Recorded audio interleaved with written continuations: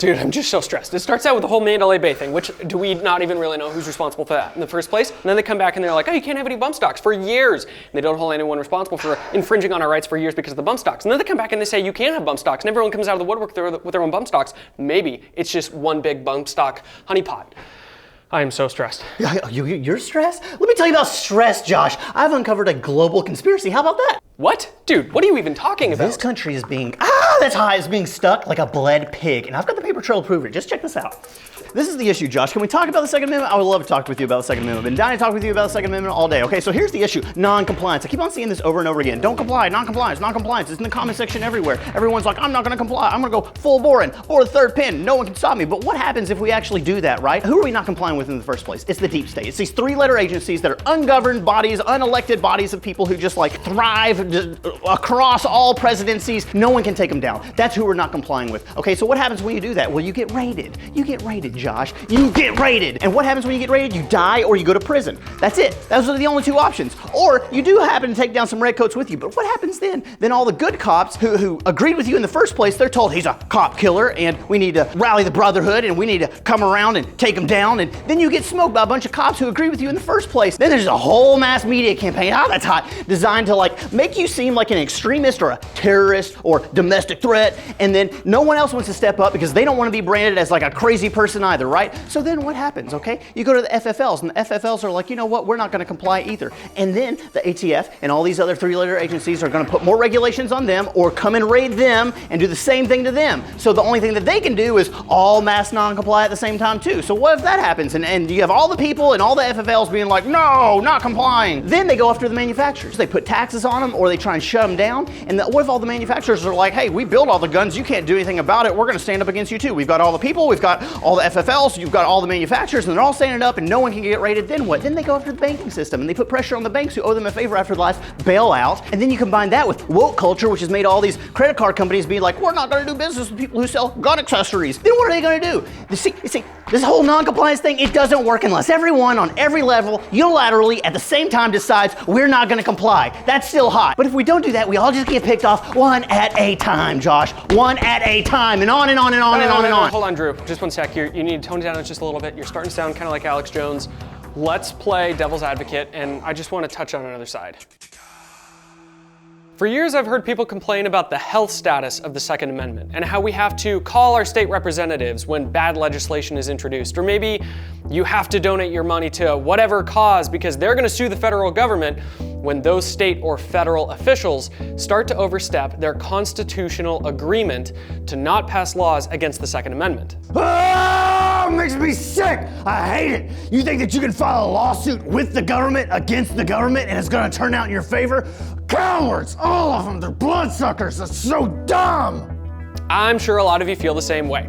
And still, we as individuals can only do so much. But when all of us are working together towards the same goal, we can absolutely make a difference, not just in taking a stand, but getting back to the original writing of the Second Amendment. So let's take a look at what you can do to make a difference moving forward. There's something that you guys need to understand. The globalists don't just hate you, they hate us too. YouTube demonetizes basically everything that we do, so the only way that we can keep this content free for you guys is if you buy our supplements. No, hold on. We're not selling supplements, but we do have to thank some people that make content like this possible for you guys every single week for free.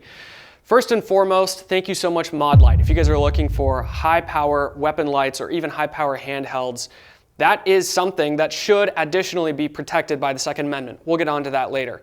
Another brand is 100 Concepts. 100 Concepts! I love them. There's also 100 three-letter agencies that are out to get you. So go ahead and go hit up 100 Concepts, just like Modlight. There's a link in the description. And then we also have Steel Industries. I guess in a way, that is kind of a supplement. If you consider it, you're becoming a superhuman superpower by just simply throwing night vision or night vision accessories on your head, on your helmet, on your rifle. They make and sell incredible stuff, so go check out. And the day will come when, Steel Industries, check them out. But the day will come when those three-letter agencies come to take those nods. It'll happen. Before we close here, the Sonoran Desert Institute, it's not gonna be long until people start coming after brands that are gonna be able to help you build and fix components on your firearm. Buying extra pieces that may break or wear out, They're even going after making your own firearms or redesigning some of your own firearms, which should be and is protected by the Second Amendment. They don't want us to know how to build guns. That's what they need. That's what they have over us. They just want us to drink the fluoride water and drink out of the BPA bottles. So go check all those guys out. Links in the description. Let's get back to the video. First and foremost, we have to actually make a agreed upon understanding of what the Second Amendment is. So the text says a well-regulated militia for the sake of a free and secure state. The right of the people to keep and bear arms shall not be infringed. And a lot of people get spun around the axle on the fact that they didn't give specifics. We should have had cannons and warships and rifling in our barrels and fire arrows and all this other stuff. What they knew, though, when they originally wrote that document was the fact that they couldn't see far enough into the future to account for suppressors, drones, full autos, night vision, body armor, edged weapons. The list goes on and on. And if they had put something in there to be a specific, it would have opened the door for others to jump in and say, well, hey, suppressors aren't on the list, so you can't have that. So they did intentionally leave the term arms open as an umbrella term in order to encompass everything. Now, here at Dirty Civilian, we are Second Amendment absolutists. You should, as a citizen and a grown-up human being, have the right to purchase anything that the government and U.S. military already has that they could use to enforce illegal restrictions on you. Oh, but what about nukes? Oh, should civilians be able to own nukes? Dumb argument! I'm sick and tired of hearing it. Do you know how hard it is to build a nuke? I've tried. How are you gonna mine the uranium, 25 pounds of it, then enrich it, and then get 18 pounds of plutonium? And then how are you gonna compress that into a core? And then how are you gonna start the fission reaction to set it off in the first place? It's completely unrealistic, and I'm sick and tired of people saying it. It makes me wanna fight. It brings out the blood in me. I'm American, my heart's beating, I'm done with it. I lost my spot. I don't know what comes next. See, the Second Amendment is not just about your hunting or hobbies. It goes far beyond that. So for example, guns are here to protect and destroy. We understand the destroy part, but what are we protecting? Well, if there's nothing behind the gun that you're protecting, then yeah, the firearm is nothing more than a horrific murder tool. But if there's something righteous that you're defending, like human life, the right to worship, the right to raise a family, the right to have free speech, the right to vote, all of these other things, then the firearm serves a purpose beyond just being a destroying weapon. The Second Amendment isn't about hunting. Lies! It is about hunting. It's about hunting tyrants. It's about hunting adrenochrome vampires. But I'm sick and tired of hearing this argument that the Second Amendment gives you rights. It doesn't give you a single right. That right was given to you by God, to your ancestors, and their ancestors, and your descendants, and your children, and your grandchildren. It is given to you inherently by the Creator of all things. It is in your DNA. It's in your blood. The Second Amendment just writes it down on a piece of paper and tells government what they can and can't do. I'm getting mad about it! Anyway, ideally, the weapon never has to be used. Simply having it and owning it and being proficient with it should be enough to deter people who want to take your freedoms or start to chip away at them. Now, here's something else that needs to be pointed out. Being that guns are not a hobby, and that's not what the Second Amendment is all about, guns as a hobby can still be a massive culture shift. We'll talk about that more later on. And a lot of people could point to YouTube channels or people that go to the flat range or just shoot at Coke cans and say, well, you're just treating the Second Amendment as a hobby. Yes, but there is a benefit to it as well. When YouTubers or Hollywood or people who just like to go shoot get others involved by treating the gun not just as an education piece, but an entertainment piece, you start to chip away at pulling other people closer in and helping them understand the finer points of what this is all about. There is a difference between being pro-gun and pro-2A, but let me paint you a little picture here. You take a bunch of frogs, you sit them down in front of a gun tuber channel and they watch gun video after gun video after gun video, and I know I'm sick of it. I don't watch them, I can't stand them, I'm bored of them, I've shot all those guns, I don't care, you don't care, but guess what? Some dude who's never been into that kind of stuff watches that, and sooner or later the frogs watch it and watch it and watch it, and before you know it, you've turned the frogs 2A. That's how it's done. You heard it here first, folks. We got to turn the frogs 2A. Okay, so we all understand what the Second Amendment is supposed to be. So what's the issue? Well, first of all, you have to know that governments throughout all of history have been the leading cause of death, period, full stop. Governments have killed more people than any other cause of death.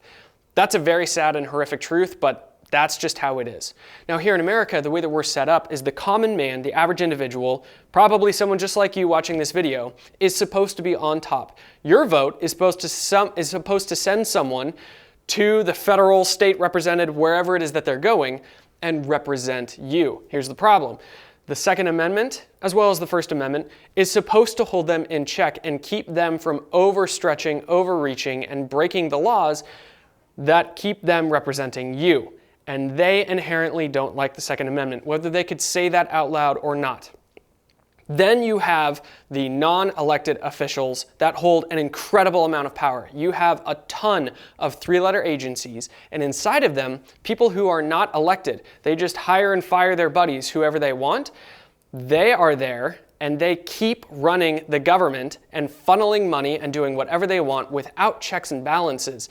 And they as well strongly dislike the fact that there is a very well-populated and regulated militia that have a lot of firearms.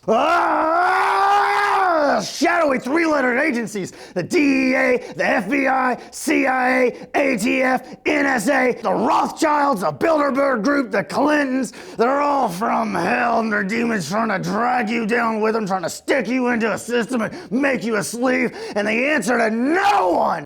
I don't think that was on the script. Was that on the script?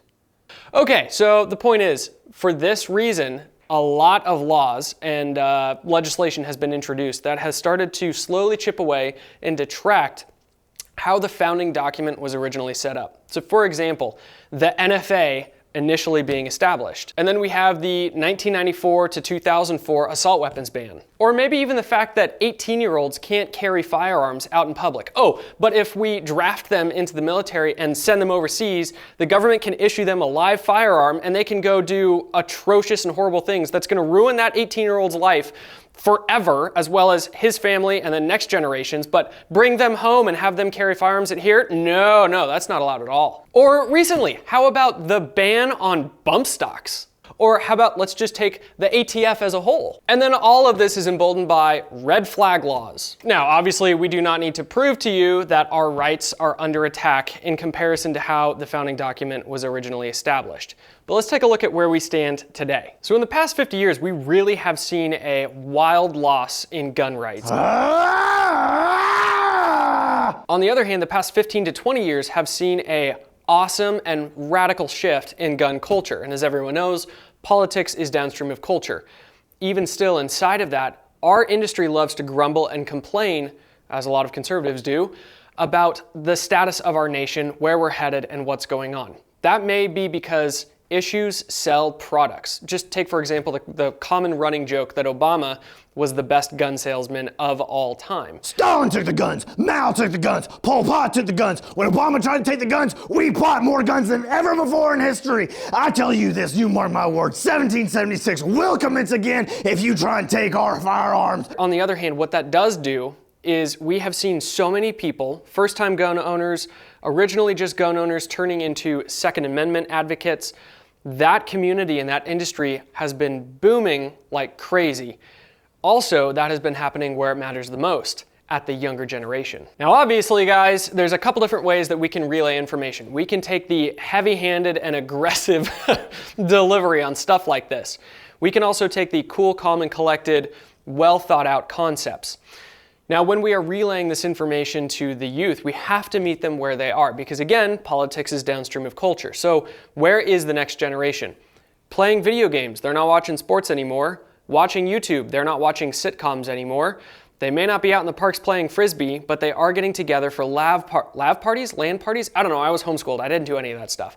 The point is, you have to meet the youth where they are and start to affect change and culture in a awesome, cool, calm, and collected, and entertaining way. Cool, calm, and collected is not my character's middle name. Cool, calm, and collected is just short for coward. I'm the devil on your shoulder. I'm the one that's coming after him. You better get like me. All right, so we touched on culture and the youth, but where do we go from here and what can you, the average individual, actually do? Well, while I was growing up in the gun space, I heard to do these 3 common things. Make sure you vote. Make sure you contact via email or phone your state representative and ensure you're sending your monthly allotment to the NRA, because that's going to help. Call one of your representatives and tell them how you feel, or talk to their voicemail and tell them how you feel about it. I'm sure they'll really listen to you. Peasant!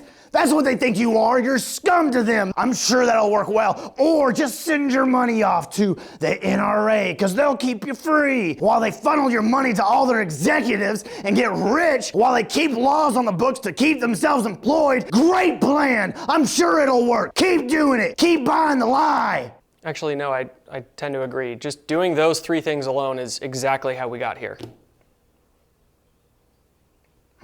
Thank you, Josh.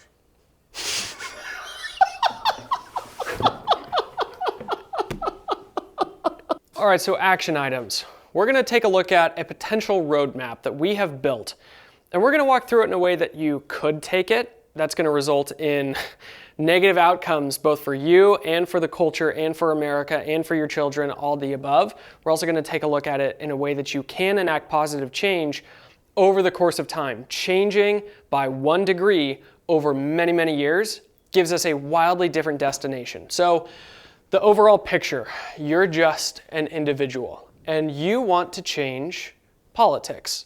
I think most people do. Here's the thing though. There are 4 ways, at least here in America, that you can actually enact change or start the ball rolling inside of politics. Those 4 boxes are the soapbox. Standing on a soapbox in the town square, having your voice heard. Now, maybe this is our soapbox. And standing in your town square on Twitter, raising your voice, holding that microphone up, that's not gonna do much. That alone doesn't do a whole ton in regards to politics. You can vote. I'm gonna do my part, get a little sticker that says I voted. It means nothing. And while that's incredibly valuable, and there's a ton of nations and millions of people throughout history that haven't had the right to vote, inside of that ballot box, the second box that we have, if that's all that you do, you're really not going to enact much change. Why? Because the politicians down here, as well as the culture up here, may not be in line with you. And then we have the ballot, the jury box. So the legal system that you can use in order to actually sue the federal government. Oh, a jury of your peers. Well, what if you don't have peers? Because people don't think like me. They don't think like you. They don't have red American blood pumping through their veins. You think it's going to be a fair trial? No way! And a lot of people may be saying, well, how can you actually sue the federal government and use their own systems against them?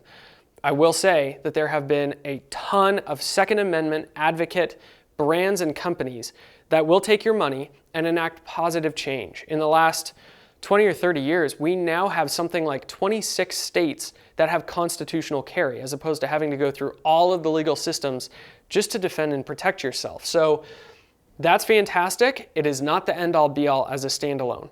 The 4th box is the ammo box, and I'm sure you can understand what that means, but you can't be trusted to have this as a civilian, but boy, they sure will recruit you and draft you into another brother war that ends nowhere.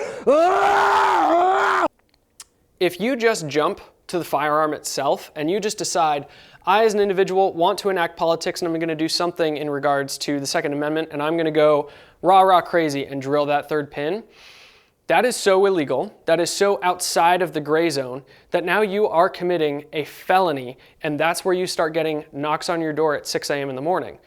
Well, what happens then? You're left with very limited choices. You are either going to be put in prison or in a casket, which then results in the individual not being able to positively impact friends and community.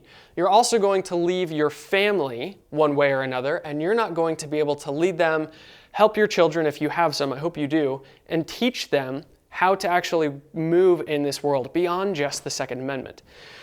So if the individual passes culture and jumps straight to politics, you're not left with very many options, and you're going to be actually hurting yourself and your community more than if you start with, I as an individual am going to work on myself. I'm going to be a respectable, upstanding citizen, as well as aggressive compliance. We'll talk about that more in a minute here. And in doing so, I'm going to equip myself, which still benefits all the way down here, the ammo box, God forbid if that ever does need to be used, as well as education. It's not good enough just to own the stuff. You have to be good with it. And here's why.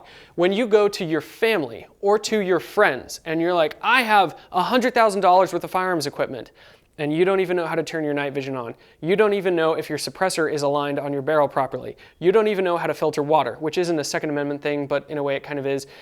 And you can't even teach someone else because you don't know yourself. You're losing out both as an individual, also in regards to the Second Amendment, and then over here with your family and friends, you can't enact positive change with them. So it starts with you. You have to do something about building your own capability. From there, family. Let's just put it this way. You can be the best with a gun, the most educated, and the biggest badass out there. What happens when you die? Does it all die with you? That's a failure. You are responsible to pass that wisdom on. And I understand not everyone can have kids, but we got here in this place because family members and friends and community were not passing on this wisdom to their children and teaching them through actions, beginning with, how do I buy a firearm? Well, kiddo, you need to start cutting the grass. You need to start saving up money. You need to be wiser with your finances. You need to start being proficient with not just the gun itself, but in life in order to be responsible enough to start buying some of these things as well. Making wise choices so that when you fill out that 4473, it comes back approved too. So you as an individual are equipped and educated and you have a family. You start leading your family. You are teaching them through your own actions. You have children because this doesn't end with you. You have to remember, we didn't get in this situation with a watered down version of the Second Amendment overnight. No, this happened over generations, and it would be very foolish for us to assume that we can just flop it back over overnight. No, it's going to be a seed that you're going to have to plant and water and teach your kids how to water it.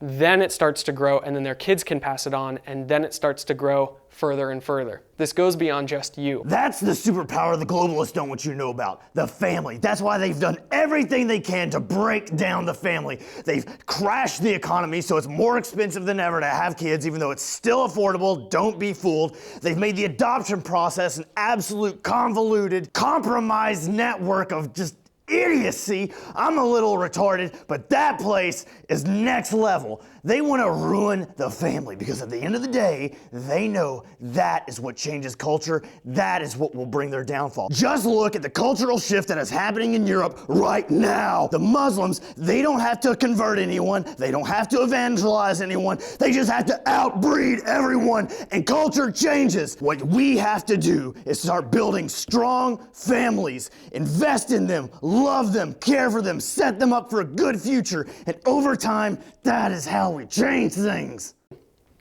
So with our family, leading our children and teaching, then we see a mirrored image of this over here on our friends and our community. Here's why.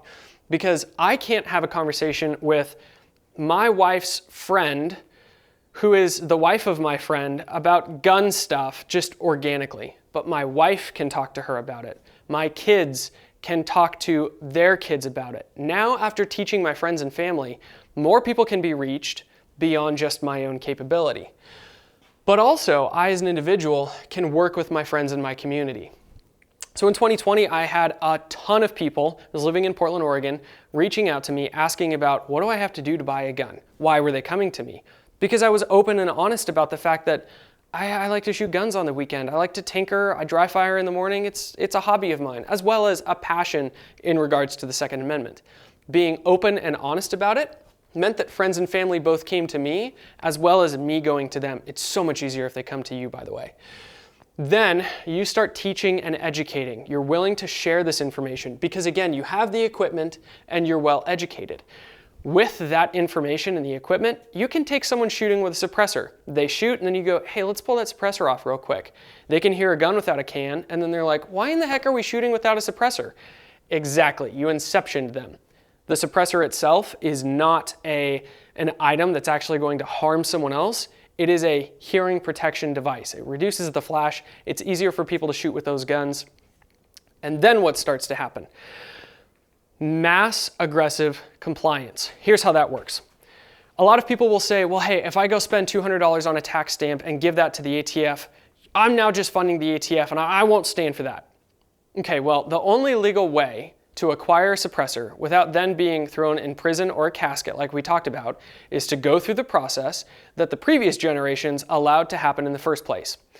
But what if there were hundreds of millions of suppressors out there, like suppressors on every gun in America? Okay, now if any legislation or laws are passed, it would be impossible for that to be enforced, as well as they wouldn't allow it to happen because you can't turn millions of Americans into felons overnight. So massive, aggressive compliance. I'm talking, yeah, you should have a monthly or yearly budget on ammo, both for training and stockpiling, for standard capacity magazines, for night vision, for thermal optics, which they're trying to ban Chinese-made thermal here as well. All of these items, mass aggressive compliance, can be a very positive, sneaky undertone that does enact change over time. Because then with that equipment, your family and your friends are exposed to it and they're like, these suppressors, I've been shooting with suppressors my whole life. Why would I not do that? This is ridiculous. Let's get rid of the ATF and the NFA. As this happens, we also can't forget that once again, politics are downstream of culture. You yourself can partake in the culture and you should. You should be involved. A lot of us gun guys love to just be hermits. We make fun of that crew, although I love them, the Hawaiian shirts and the AKs and flip-flops. But we can't just be hermits. We have to be out and involved in our community in order to outreach to these other people too. Then as culture starts to happen and our friends and family are involved, there becomes a cultural shift. Then when you are standing on your soapbox in the town square, again, maybe it's Twitter or YouTube or actually just sharing a coffee with someone, and you are preaching the status and the fact of what the Second Amendment actually is, they're now inclined to hear you. Not because you've been yelling at them for years, but because they have a heart change over a period of time. Then when you vote, the culture is in line with you, and more than just you and your friends and your family, it is a massive movement in a community that have simply a better understanding of these things, and others are voting with you. When you go to sue the federal government, your dollar goes further, or your state government, the dollar is doing more because you then have a culture behind you making a change who are ready to hear your voice, who are voting with you, and they want to sue and fire the people who are taking our rights away. And then, thank God, we never have to go so far as the atrocious picking up arms, which again, I pray never happens again in America. We want to avoid this wholeheartedly. But just drilling that third pin, not complying, is probably the fastest way to help the Second Amendment die, as well as leave your friends and your family, and you're stuck doing less than nothing. I gotta be honest with you. If you try and go at this alone, you're gonna lose. I promise you. I've tried it. It's not gonna work. Being a lone man on a soapbox, everyone calls you crazy. Being a solo person trying to vote your way out of this mess, good luck. Trying to take your case to court, ha ha ha, you're not gonna get a fair trial. You try and take the ammo box into your own hands, you're gonna get branded a lunatic, a psychopath, an extremist. There's gonna be a whole media PR campaign about how you're a crazy person. You're gonna end up in a casket or in prison. That's not the way to go. What you're looking for is called critical mass. When the culture is at a critical mass, you're not the only one standing on the soapbox. You're not the only one casting your vote. You're not the only one calling for accountability of this country's leadership. And if you look at the Founding Fathers, they were all in it together by the time 1775 rolled around. They were all in the soapbox together. They were all trying to vote their way out of it, but they had representatives that didn't represent them. Sound familiar? And then they tried to take their case before the king. They pled, they went through the legal system, nothing. And finally, they picked up arms and you had 1776. That's how it's done. Cultural revolution. The critical mass of the people funneled in the right direction. No one-man show, an entire people. That's how it's done. Wow, that's crazy. Anyway, all right, so to boil it all down, how does an individual actually make a change? Well, I'll tell you how an individual will not make a change: by disappearing, not being around your friends, and not being around your family. Staying inside of that mass aggressive compliance gray zone where they hate what you're doing, but you are staying inside of the freedom and ability to still be around your friends, your family, your children, their children even, for an entire lifetime. That is what starts to plant not one seed, but many seeds inside of the concept of the Second Amendment and how fragile it is as well. It is very easy to destroy something, and it's very difficult to build and keep that thing growing over many, many generations. You have to play a part here.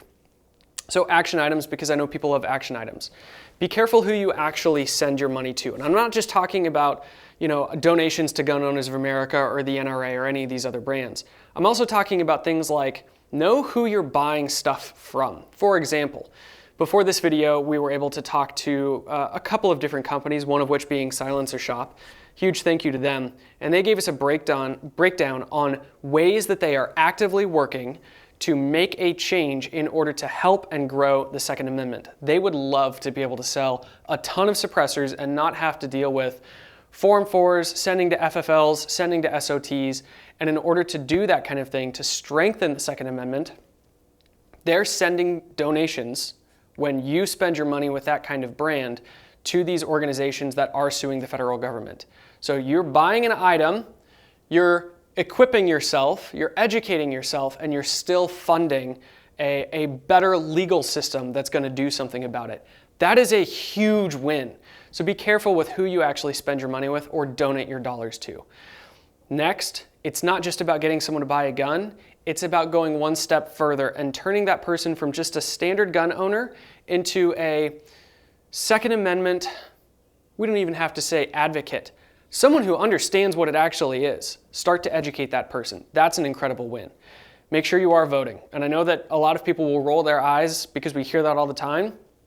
It does matter. We also had the opportunity to talk to some people over at Gun Owners of America, and they were able to tell us how much of a change it actually makes when you call or email a state representative. Now, I will admit that probably depends on the state that you're living in, who it is that you're actually calling, and how much they actually care about those phone calls or those emails.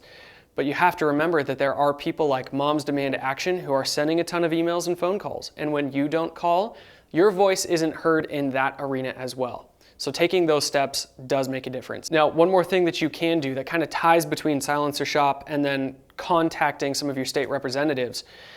I learned on that phone call that if you are not getting a Form 4 approved, there's a wild list of Reddit conversations where people are saying, I contacted one of my state representatives. Here in Tennessee, we have Congressman Mark Green, who actually has a link on his webpage where you can go to and say, I have a complaint about a federal agency. I feel like I'm being mistreated. I'm not getting answers in time. And he will help handle that and deal with it. Again, I don't know how true this is or what percentage it is, but a wild Reddit forum has lists of people saying, I contacted my state representative and I had a Form 4 approved 24 hours later. That's wild. So apparently making phone calls and just saying, hey, I am a human being and I care, as opposed to sitting back on the couch and hoping that a form gets approved one day, throwing your name out there in the arena does make a difference. You do need to get involved into politics. It just can't be the only thing that you're doing. To wrap all this up, we have to remind you guys, we didn't get here overnight. This is a long game. And in order to play the long game, you need to start playing the game today that's going to affect change down the road.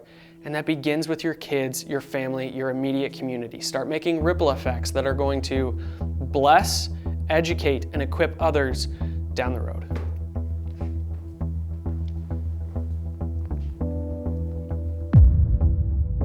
Charles, I don't know how he does this every single week. Like, I've got like 10,000 polyps forming on my vocal cords right now, and I'm about to have a heart attack. How is that dude still living? I'm gonna sound like Miley Cyrus for like a week, dude. The journey is usually the part that you remember anyway. The journey is the part that you usually remember anyways.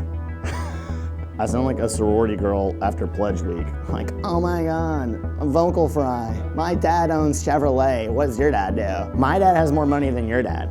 Your dad's so poor, he works for the company that works for the company that my dad owns. Or I like your car, my dad owns that brand. Okay.